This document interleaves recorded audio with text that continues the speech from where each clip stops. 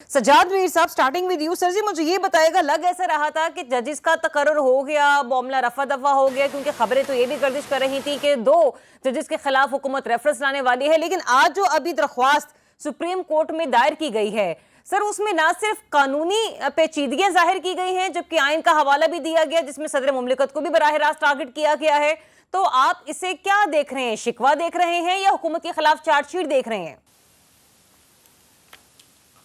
देखें, जहां तक जुडिशरी का मामला है, अदालती मामला है, मामला बहुत बिगड़ चुका है। माजी में ऐसा होता रहा है कि अदालतों ने ऐसे फैसले किए हैं जिसने मुल्क के पूरे निज़ाम के साथ बिल्कुल एक खिलवाड़ कर दिया है। ये नहीं कि बदनीयती पे किए होंगे, इंसाफ के असूलों के मुताबिक किए होंगे, इंसाफ के असूलों के मुताबिक ना किए होंगे तो कानून के मुताबिक किए होंगे, लेकिन नतीजा यही निकला है। माजी में बहुत से फैसलों ने मुल्क में पूरे निज़ाम को तलपट करके रख दिया है। इस वक्त भी जो फैसला 8-5 का आया था और जिसके साथ जरिए तहरीक इंसाफ के तमाम अरकान को जो जीत चुके थे आज़ाद हैसियत से और ज्वाइन कर चुके थे एक दूसरी पार्टी को, उनको इजाज़त दी गई कि वो दोबारा तहरीक इंसाफ में ज्वाइन कर सकते हैं, उसने एक अजीब कन्फ्यूजन पैदा कर दी। मैं ये नहीं कहता फैसला गलत था, मैं ये ज़रूर कहता हूँ कि उस फैसले के नतीजे के तौर पर अदलिया एक तरह की डिवाइड होकर रह गई। अदलिया के कुछ लोगों ने, खास तौर पर उन 8 जजों के कुछ अहलो अजाल ने या करीबी लोगों ने और पार्टी ने, कुछ ऐसे लोगों ने ये कहना शुरू कर दिया कि नवंबर में काजी फायद ईसा चले जाएंगे तो देखिएगा कैसा इनकलाब आता है, तमाम हम हुकूमत जो है इसको गैर कानूनी करार दे दिया जाएगा, नए इलेक्शन होंगे और फिर देखिए कि दुनिया में क्या राज बनेगा। इसने एक ऐसी जंग शुरू कर दी कि हुकूमत को भी, एग्जेक्टिव को भी अपने आप को बचाने के लिए 26वीं तरमीम भी लानी पड़ी और पता नहीं क्या क्या करना पड़ा। और कुछ जज बहुत तेज हो गए, मंसूर अली शाह बहुत तेज से बोलने लगे, रोज खत लिखते थे, कभी कोई तकरीर करते थे, कोई दूसरे जज भी उनका साथ देने लगे। एक ऐसे लगता था कि एक महाज खुद अदलिया के अंदर कायम हो गया है, वही महाज आता काम है। कभी अगर किसी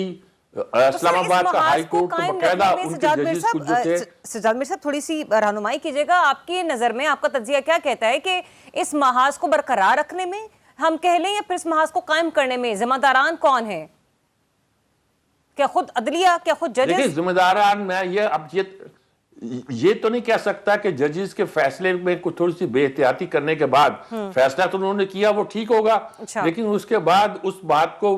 कन्वे करना, अपने करीबी लोगों को कहना कि देखो हमने ये कर दिया या कर दिया है, या ये तासुर देना कि नवंबर के बाद ये हो जाएगा, इसके नताइज तो यकीनी तौर पर ऐसे होंगे कि कोई हुकूमत भी, ये नहीं है कि ये हुकूमत, कोई हुकूमत भी होती वो ये बर्दाश्त नहीं कर सकती कि अदलिया आए या कोई भी आए या फौज आए या कोई और ग्रुप आए उठा के उन्हें बाहर फेंक दे।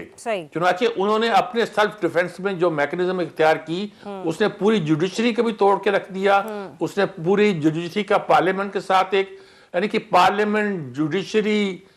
एस्टेब्लिशमेंट,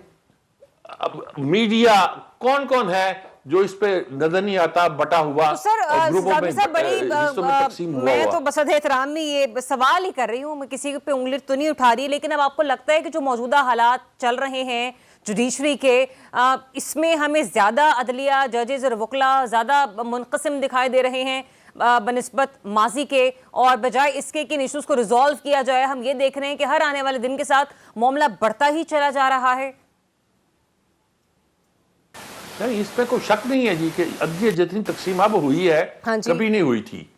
कभी किसी हाई कोर्ट के जजों ने ऐसी दरखास्त नहीं दी थी कि हमारे साथ ज्यादती हो रही है, हमें अप्रोच किया जा रहा है, या ऐसी दरखास्त दी हो कि हमारे बारे में जो फैसला किया गया है हायर अदालत की तरफ से या हायर किसी भी अदारे की तरफ से वो मुनासिब नहीं है, ऐसी कभी बात कही ही नहीं गई थी। ना ये हुआ था कि जजों ने आपस में इतने खतूत लिखे थे, अगर लिखे होंगे तो पब्लिकली कम से कम नहीं आए होंगे, कि यूं लगता था कि एक ग्रुप दूसरे ग्रुप के खिलाफ लगा हुआ है। ठीक है, साहब, आपने बहुत सारी चीजों के ऊपर अपना पॉइंट दिया। मैं जरा आप ही ने जो कुछ पॉइंट्स उठाए उन्हीं को लेकर जरा आगे बढ़ती हूँ।